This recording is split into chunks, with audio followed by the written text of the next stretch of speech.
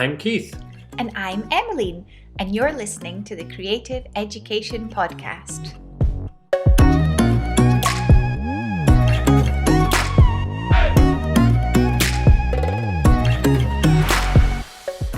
Joining us today is Lewis Catto. In addition to being a graphic designer and brass player, Lewis is the Music Development Coordinator for Aberdeen Performing Arts.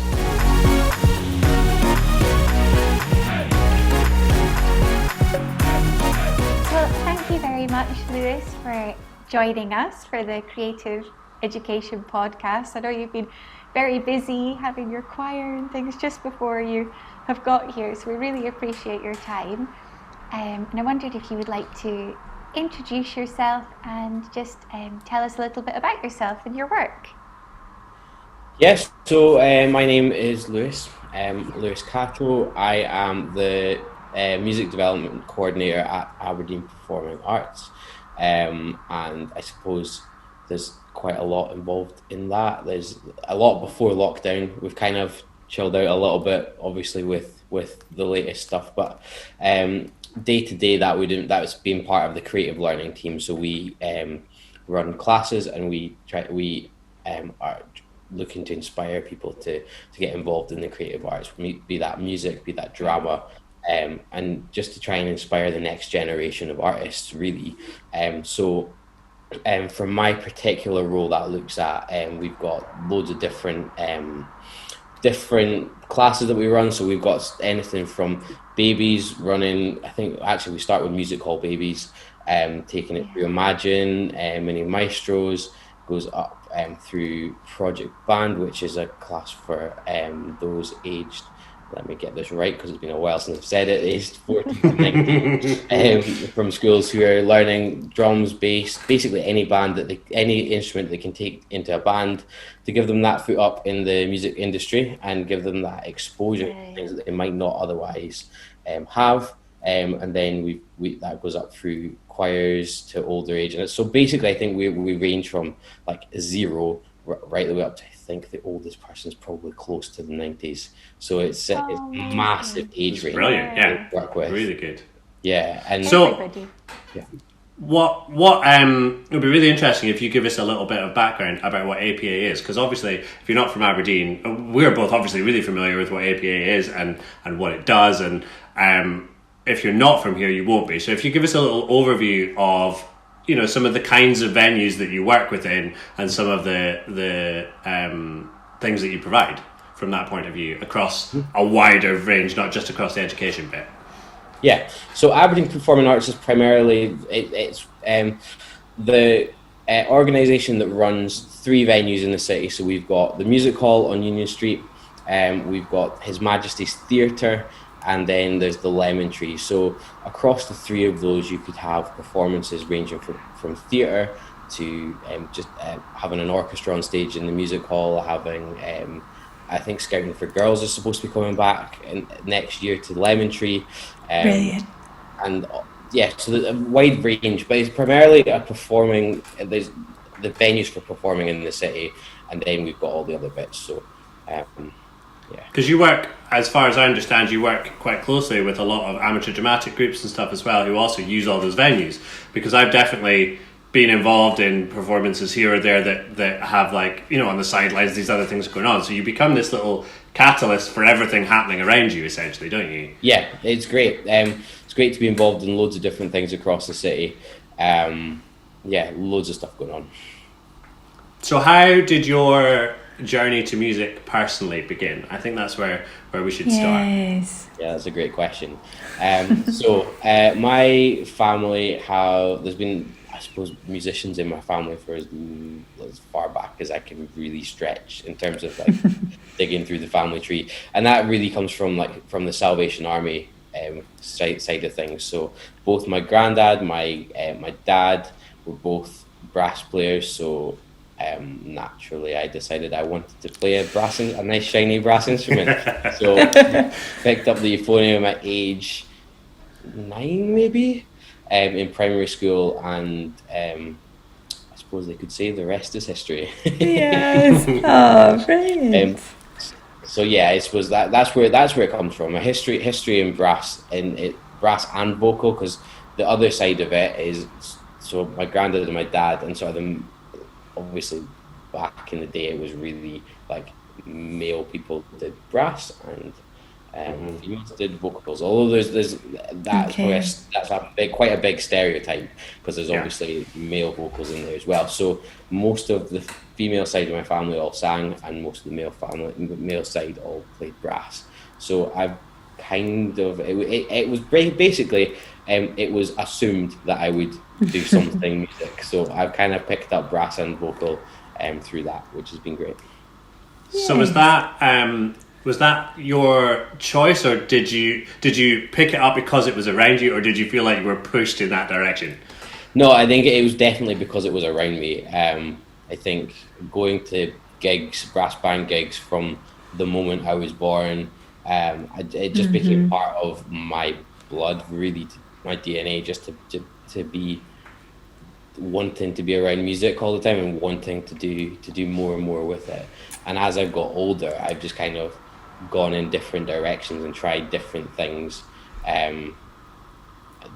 Just learning different things, from picking up guitar to doing similar kinds of bands that we would do in Project Band, doing things like that, singing, leading bands that way, leading smaller vocal groups. And then when I started at Aberdeen Performing Arts, leading a 90 strong choir, which I never saw myself doing, but it's been great fun and good way to just be creative in how we do that, and inspiring other people to sing and to make music. Brilliant. The singing thing's great, and I'm in a similar position to you. Ran a choir for a while and absolutely never thought I would be doing that. I'm a drummer. Like, choir is scary. There are tuned notes and harmonies. That's a lot. But yeah, I conducted for a choir for a while, and the joy that brings to people, you know, the change that it has physically, I think, and mentally, is just incredible. And you know, our choir was 30 or 40 people. I can only imagine leading one that's 90 people. And the harmonies you can make with 90 people are incredible. Yes, surely. Absolutely. And Lewis, have you still been running it during lockdown? Is that what you're... So when we started lockdown, we carried on with choir online.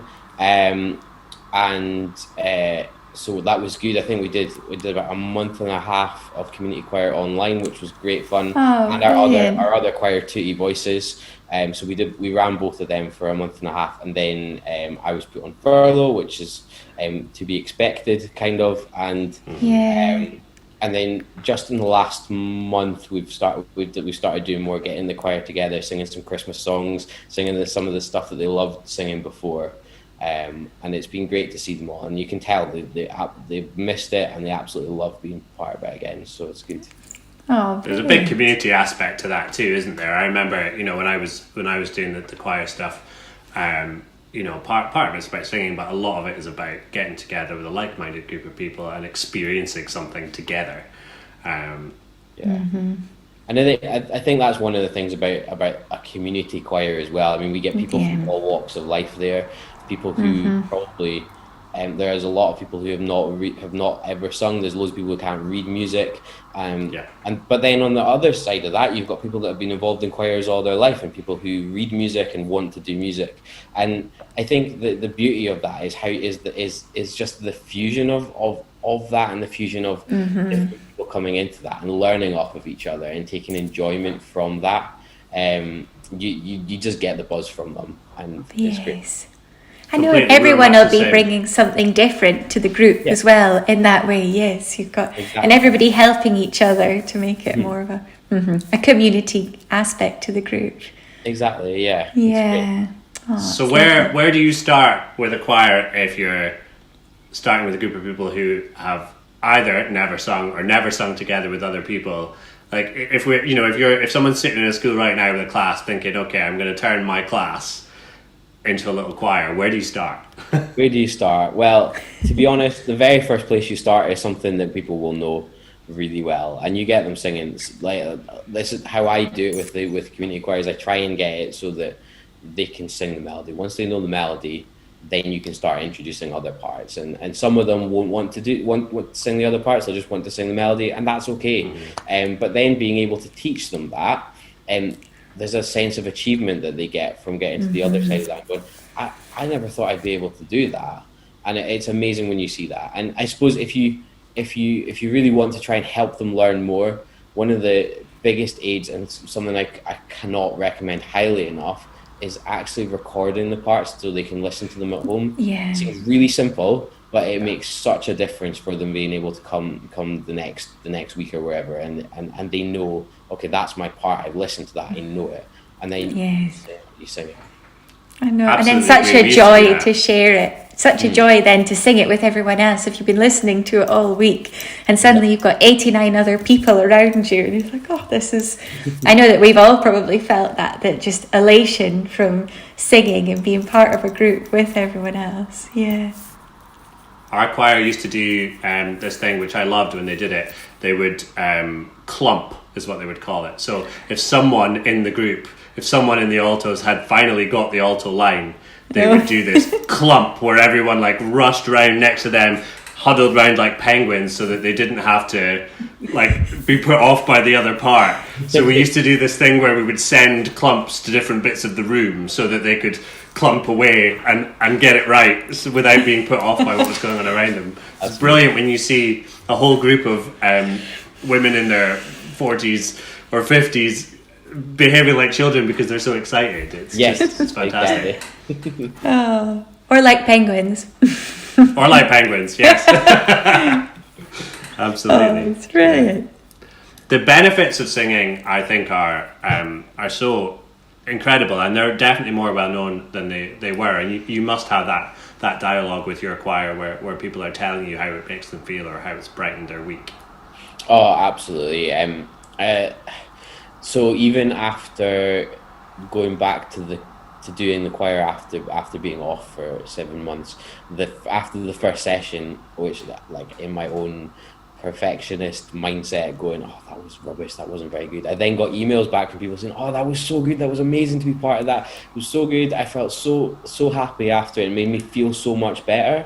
And I think that's what it's all about. I like being somebody that knows what I want things to sound like and how I want things to go.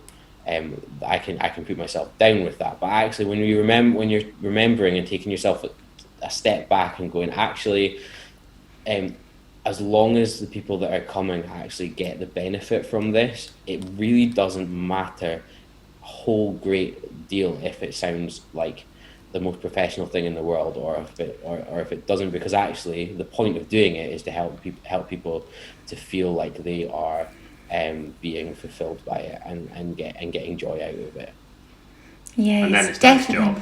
Mm-hmm. And you probably find it's the other thing is other way round, that the choir members are thinking, oh, that wasn't very good, or maybe I didn't sing that right, but you'll be so enthusiastic and it's working in that reciprocal way that then they think, oh yeah, no, that was good and I did do my best. And yeah, it works both ways, probably boosting their self-esteem as well. Absolutely. I mean, I've got to be honest, I've missed being able to do this stuff in person where you bounce off the room and stuff, and so different. Yeah, it's unbelievable amounts of different. And I think one of the things that I've found has helped the choir a lot in being able to sing things well and being able to feel like they are doing a great job with their singing is actually being able to build backing tracks that I can put on, so that actually they feel like they're singing with another part that's their part. Yes. It just helps them to feel a bit more comfortable in their singing and know where they're meant to be. Yes, definitely. And just gives it extra layer, doesn't it? Just to help, push things on. We used to have this experience with the choir where if somebody had suddenly got a really hard part, the sopranos had suddenly hit this amazing note, you'd want to keep going and keep singing, but you couldn't because the altos were too busy applauding to remember to come in with their part. And it's that bit that it's not quite the same when you're trying to do it digitally, because it's not as easy to do that stuff and to play off each other and feel the energy, I suppose. No. Yeah. And they wouldn't have been able to do their clumping either, digitally. Yes. Digital clumping. Absolutely. But I think that's the same with music as a whole, isn't it? And you must have experienced that yourself when you're talking about the other projects. You know, when you're watching the kids come together as a band, you must see that same experience. Yeah, absolutely. We've seen so many changes in characters just by how people have experienced not just in playing music and learning music well, but actually experienced friendship within that and finding people who um, get where they're at and and are doing the same thing. So are wanting to achieve the same thing. They're wanting to take part in the same stuff. I mean, I remember when I started, there was a guy in Project Band who was just like he didn't speak very much. He would always look at his feet. And then the showcase at the end of the year, he was like probably the loudest character in the room. Like he made sure everyone knew he was there.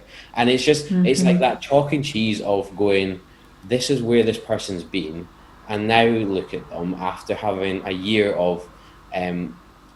of being around other people who um, they are learning the same stuff together, so they're cheering each other on, they're inspiring each other, they're pushing each other's boundaries so that they can then be better, and then they get to the other side and go, well, wait a second, I'm actually good, this sounds great. And it's so good to see. And that's one of the things in a different with a different hat on, without my Aberdeen Performing Arts hat on. I remember, so part of a brass band family called Granite City Brass took on a community band that was we probably had like 7 people in it, and by the time I finished it, right before I stepped down, we went to Perth Concert Hall, played on the stage with like 40 people. The band was up to 40 people, played stuff that they would never have thought they would have played together, and enjoyed it. Like the enjoyment on the stage of being able to do it and just being creative with how we did things, and did things not necessarily what it said on the music, but just mixing it up and making a bit of a thing about it. And they all came off the stage absolutely buzzing. I love that. That's to be one of my high points of the last few years, being able to do. I think that stuff is the stuff that's really important, because people in education tend to get caught up in maths and English and science, technology stuff, and because they assume most of the kids in their class are not going to go and be an artist or a musician or a whatever. But actually, it's not about whether you choose to go and do that as your career. And obviously some of us do. There are 3 of us sitting right here talking about it. Of course we do. But I know loads of people who play music for enjoyment and for social reasons and for personal growth, and to offset what they do at work, because it's stressful and tiring and draining. And I have friends who conduct bands and things, and everyone in that band is made up of people who are not musicians, in inverted commas, not musicians. They don't do it all day every day, but they do it for the love of doing it. Exactly. And that's why it's so important in a classroom to expose your class to that mentality. Yeah, absolutely. I think you could even take your student you were working with, Lewis, as an example of that, not wanting to, being quite shy, looking at his feet. And you could use the aspect of music and the community aspect is the vessel for change, isn't it? And once you've gone through that, and he was feeling more confident and had a higher sense of self-esteem. But you could think about it as well, Keith, with the idea of somebody who has maybe had a terrible day at work or something, and they're using that vessel again to transform their mood in a different way. It's very transformative. Absolutely. And I remember the thing that sticks in my mind is I was reading an article probably about a year and a half ago about a school that I think it was down in England somewhere, but they had taken, so music wasn't on their curriculum. They were at the bottom of all the grading tables, but then somebody had the idea of giving everybody a violin to take home and to learn, similar to what Big Noise does if it's not Big Noise, and took the violin home, and then actually by just giving these pupils the chance to learn in a different way, learn in a fun way, increase their self-esteem, increase their happiness levels, increase just confidence. Actually, you saw that school shoot up the grading tables just by doing that. And I think that's an example of exactly what creativity in schools and letting pupils Yes. be creative and do music actually does, because you're not just playing music, you're not just playing things, you're teaching people how to read, you're teaching people how to look ahead, plan ahead, you're teaching people how to multitask, to think about different things. I myself, I've got dyspraxia, so people always told me you're not going to be able to play because you've not got like your coordination's off, and it's like it doesn't even faze me with that. It was something that helped me to overcome it and helped me to find ways to move past the things that were limiting for me, actually overcome that, move past, and just forget about it. We've spoken about this before in this podcast, but we're both dyslexic as well. And it's interesting, you know, how high the rate of dyslexia begins to become. Once you look at artists and musicians, this rate goes up hugely. That project that you're talking about, though, there was another one run a good 10 years back now, I think, by classical pianist James Rhodes, and he did a documentary about it, and he went into a failing school, and they took time away, physically away from maths and English, to teach music. And he did something similar, but he taught them to be a concert band. He gave them brass instruments, and he got all his celebrity pals to donate their instruments they didn't use anymore, and everyone got a proper expensive instrument, and all their grades in maths and English went up, even though they spent less time doing it, because the people came together as a classroom, as a band, as, you know, music as a team sport, and began to support each other, and the bullying dropped and all these other things changed, and it makes a huge difference to that achievement across the whole curriculum. Absolutely. Yes, because once you're achieving in one thing, Yes, absolutely. Yeah, and you're learning skills. It's not about learning music, is it? It's about learning transferable skills in the same way that, you know, when you go to university, you don't necessarily learn everything about that subject, but you learn coping mechanisms for learning and for multitasking and for dealing with deadlines, and, you know, all those things become applicable to your adult life. So it's that same process, isn't it? Absolutely. Definitely. You spoke a little bit about Big Noise, and I think that's a really interesting project. I know it's not particularly an APA one, but it would be interesting just to mention what exactly that is for anyone who doesn't know.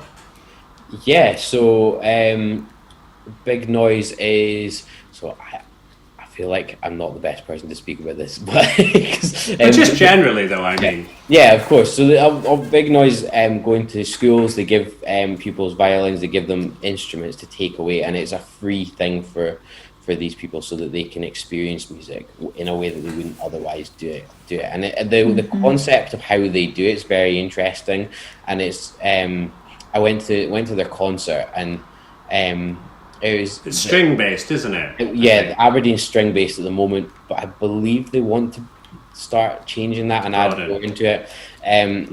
But it was incredible. You went along, and what they were playing was basic, but you saw the enjoyment out of what they were doing, and like how they've developed and learned all that stuff. So in such a structured way, it's really structured, but clearly does so much for the pupils.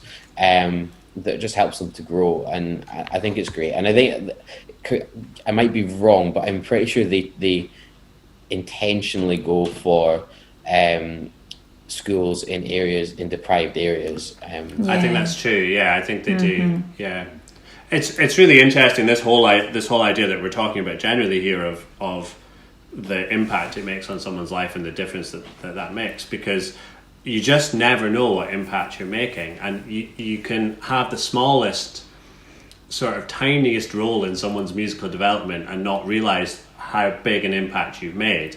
I did a few years now, actually, of teaching at the Gathering, which is a kind of week-long intense course of sort of trad music that they do here in Aberdeen, out in Brewery direction, and we do something similar there, where you do a battle of the bands by the end of the week. So everyone picks the subjects they're going to learn, and as one of those subjects they have to pick a genre of music, and during that genre you put a band together with everyone who chose that. That's cool. And I remember at the end of the week they asked participants they like to call them rather than students because it's a different vibe, you know, what impact had been made and who had the biggest impact. And the whole idea is that it's music and sort of not social work, but you know, that sort of vibe where it's personal development rather than music based. Yeah. Music's just the vehicle. And this kid who'd been in my class for Battle of the Bands, and I didn't teach him anywhere else in the week. I'd seen him for half an hour a day. Had written me down as the person who'd had the most impact, and all I'd done was push him a bit. All I'd done was say, okay, yeah, so you're not a singer, but you're going to sing this, you can do this. Like, I'm not a singer, I'll sing it with you, it'll be fine, let's do it. And I didn't think anything of it at the time, absolutely didn't think anything of it. And then by the end of the week, that's what had the biggest impact, you know. So it's using that vehicle and just being as aware as you can, but you just never know what difference it's making. Absolutely. Just about really empowering. You'd really empowered him as well to say, yeah, no, I could sing that. And about, yes, empowering people through. And he was very much like, yeah, and he was very much like the boy that you were talking about, where he'd been quite quiet at the beginning of the week, and here by the end of the week was him confidently like singing out this rock song in front of an audience, you know, and really enjoying it. I love that. It's that is the thing that inspires me to keep going. Seeing participants that are able to do that, and you see somebody change, and you see somebody grow and become somebody who, like, he just like larger than life character. That's it. When you see that journey from X to X, it's just when you can see somebody be their authentic self, like where they're not overthinking what they're doing or trying to be in the right headspace or do what they're supposed to do, but they're just enjoying the experience. I think that's really, really valuable. And that's something that you know, when I'm teaching in a classroom, and I would hope other teachers do too, but maybe it's difficult if you're not a musician, but I'm definitely thinking about that when I'm teaching and trying to be, you know, because I have those stories now of those things that have happened before, and trying to think about what it is that I'm doing that's getting that from somebody. And you must be the same. Yeah, absolutely. It's so good.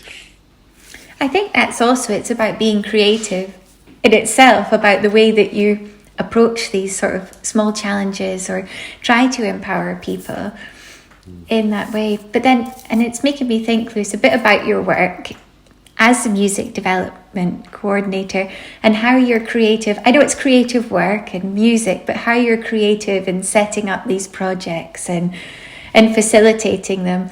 And I think we've spoken about in the past as well, being creative about the struggle of letting other people see the benefits of them and getting people involved as well. Yes, and how you do that.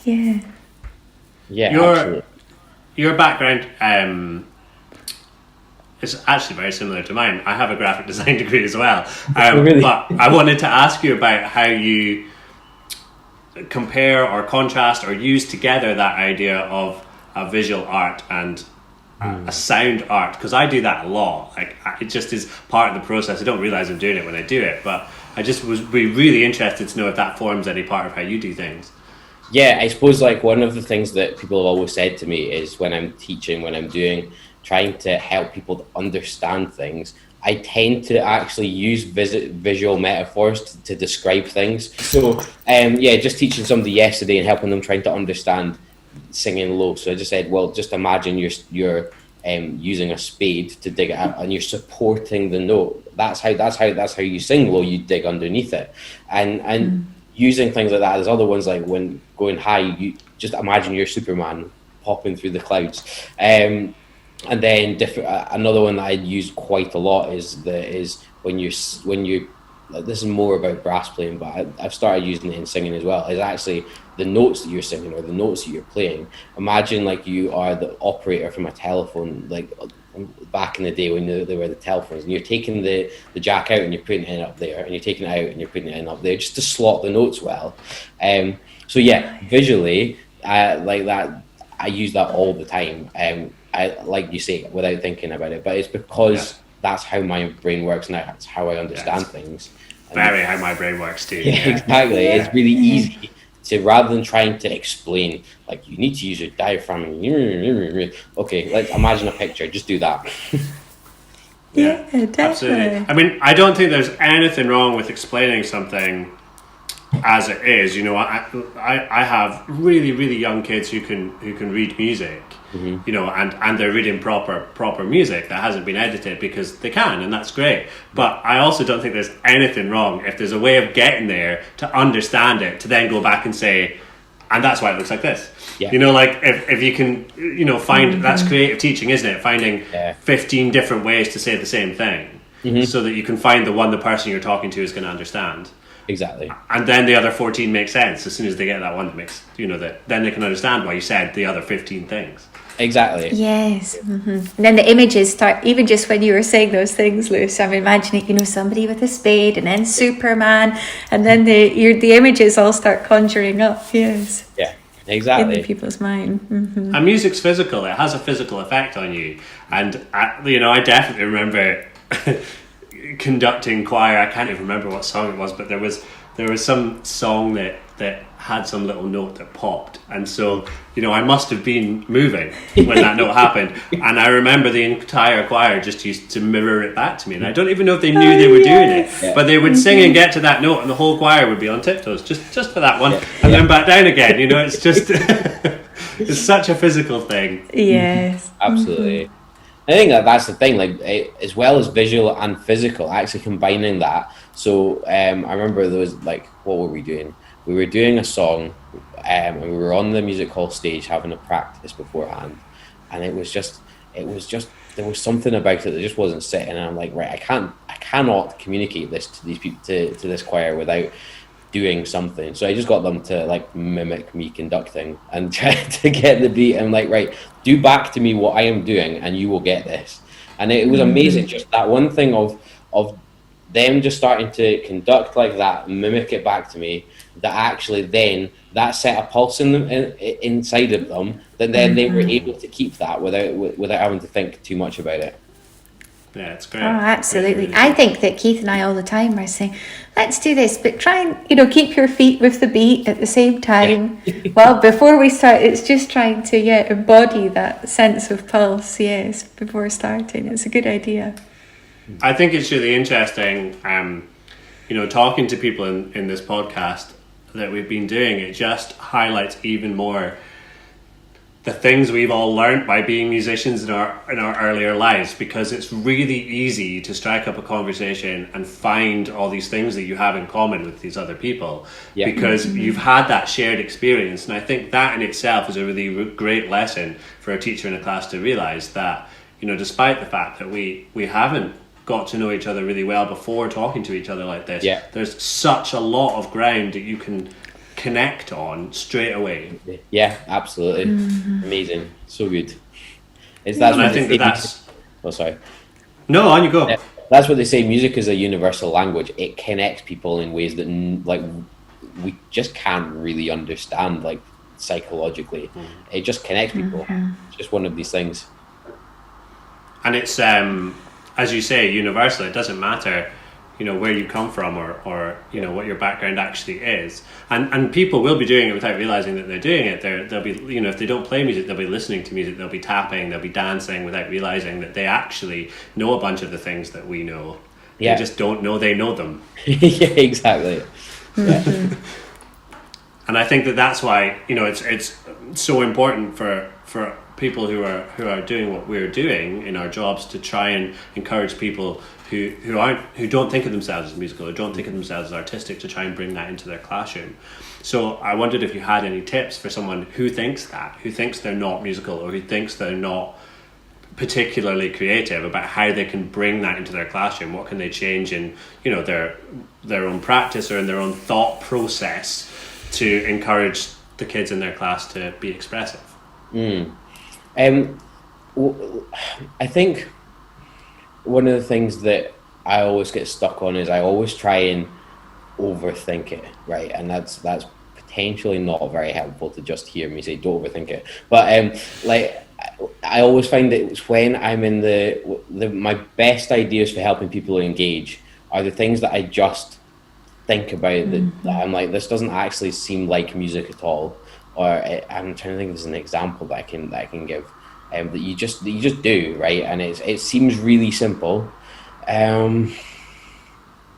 It's engaging with your child brain a bit, isn't it? I always find that when I'm in a classroom and I've overthought this lesson and I've designed it over and over and over and I've edited it down and I've been that like overcritical creative person that I am and streamlined it down to this thing I'm going to do, and then the kids come in and have 15 better ideas in the first 3 seconds.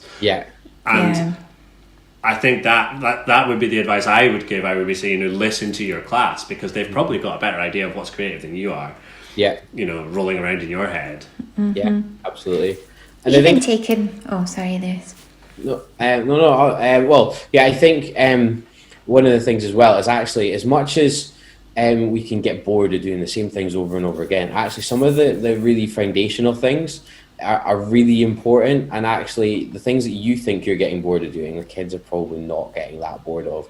And actually, if you can take a simple concept like, let's just clap a beat, let's use our body to do it, and come up with different ways to make that, just to develop that. Sometimes that is much more valuable than coming up with this brand new genius idea of doing it. Actually, start simple and develop from the bottom up. Yeah, that's exactly what I was about to say, Lewis.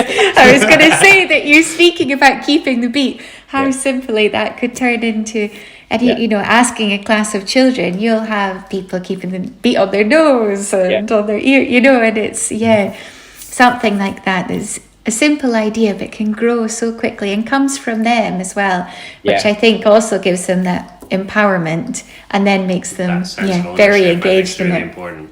Yeah. I think the other tip that I would give for anyone that's listening is to use music to teach other things. Like I definitely, like, I'm not a maths tutor, but I will freely admit I'm not great at maths. It's not my thing. But I will use music to teach maths because it's fractions. So I will do things like balance equations but using notes.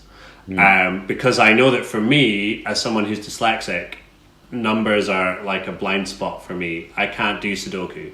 But if you put the musical notes in place of the numbers, I'll be able to solve it. And it's just a brain block thing. It's not because there's no maths involved in Sudoku. You're only counting to 9, but it just doesn't make sense in my brain. I just can't do it. But if you apply it as music, sometimes you'll just reach different people. You'll reach someone whose brain is too busy being creative, is caught up in that couldn't get the analytical. Yeah, exactly. I know, and it, like, even with that as well, there's so much stuff with music theory and like even time signatures, right? Nobody ever told me that like time signatures are basically division, and like one day it just clicked, and then whenever I started doing division, I just looked at time signatures. That's so good. Yeah, completely. Yeah, it's just using it in a creative way, isn't it? And I guess the other thing that I would do is just use music in the classroom, even if you're not learning music. But like if you're trying to get into a certain headspace for something, then I would maybe have the same playlist playing when we were trying to do that. So if we're going to do some difficult maths lesson, then maybe I do have this sort of soundscapey thing that we always play that just gets our brains in the right space to do that. And I think that's a way that's really easily applicable in a classroom. If you don't feel like you're creative, if you don't feel like you're musical, you can still apply some music made by someone else that can make your classroom feel more creative for the people experiencing it. Yeah, absolutely.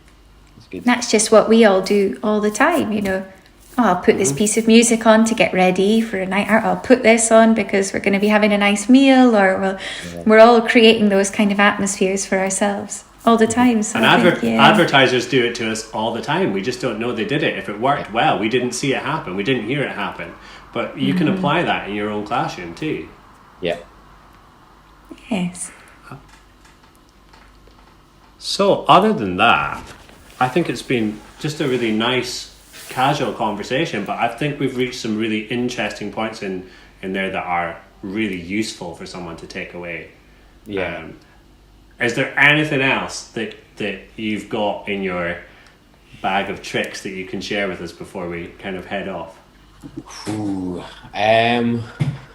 Asking you to reveal your secrets now, you see. I know. It's suppose it's quite difficult, isn't it? Because there's so much that you just do without really thinking about it, and you'll have a box for it, right? And then when that box comes out, that's what you use. I don't know. I think for me, I think one of the biggest things that has impacted me is actually just realizing that sometimes just turning music into games, turning things like when we're like doing warm-ups is one of the funnest things that I can ever do. With like, I love doing the warm-ups for the choir. I love doing warm-ups when we're doing workshops and stuff, because actually it just lets me lets the kids and the participants have like that level of freedom, and you're almost teaching them stuff, but they don't realize you're teaching them, and their guard's down a little bit, so they're learning things that they wouldn't otherwise learn. So I play mind games with the choir and do things that make them think a lot, and then they realize by the time they've got to the end of it, you can see they're a lot quicker with how they're doing things and picking things up, because you've already warmed up this brain bit thing, that like the cogs in there that otherwise wouldn't. And I suppose it's just, for me, it's just saying to people, like I've already said, but in a different way now, like I think just don't make it too serious. Like music isn't serious. Well, music can be serious, but like I don't think in terms of learning music, in terms of doing community music, I think funner the better, the less intense the better, the more that you can let people's walls down and just have fun with them, the more they're going to take in. And it's so much easier to be fun doing music than it is to be doing physics, for instance. So it should be. I mean, you should make all your lessons fun if you can. But yeah, music's definitely one that if it's not fun, you're not doing it right. Surely. Yeah, well, exactly. Definitely. Lewis, do you think you could share one of your favourite warm-ups with us? Yeah. So one. I wonder if I should go and quickly grab my guitar and do a quick. Do you want me to do that? Yeah, go for it. Yes, absolutely. definitely. Cool. Right, so here we go. So this is one of the ones I've started doing with the choir recently, and it's really simple. This is what I was saying earlier about start with where people know like a tune, it's something that they know really well. So this one is "Oh, the Grand Old Duke of York." So oh, the Grand Old Duke of York, he had 10,000 men. He marched them up to the top of the hill, and he marched them down again. And when they were up, they were up, and when they were down, they were down. And when they were only halfway up, they were neither up nor down. Right, really simple, starting simple. And then what you do is you go, right, so we're not going to sing up. Sing everything else, just don't sing the word up. And 1, 2, 3. Oh, the Grand Old Duke of York, he had 10,000 men. He marched them to the top of the hill, and he marched them down again. And then you go through that. And then once you get to the end of that, you turn it around and you go, we're not going to sing down, so you go through that. And then you swap up and down round. So, oh goodness! And then you take it fast. So we're gonna go 1, 2, 3. Oh, the Grand Old Duke of York, he had 10,000 men. He marched them down to the top of the hill, he marched them up again. And when they were down, they were down. And when they were up, they were up. And when they were only halfway down, they were neither down nor up. There you go. Oh, brilliant. Lewis, you practiced that. That's very tricky. Thank you so much for joining us. It's been lovely to talk to you. Yeah. And I think it's been a really awesome way to demonstrate the impact of music, because there's so much in common immediately that we could find like that. Yes. I think it just goes to show exactly what we've just been talking about. Exactly. It's great. Yeah, thanks for having me. It's been good to be here. Oh, thank you so much, Lewis. It's brilliant.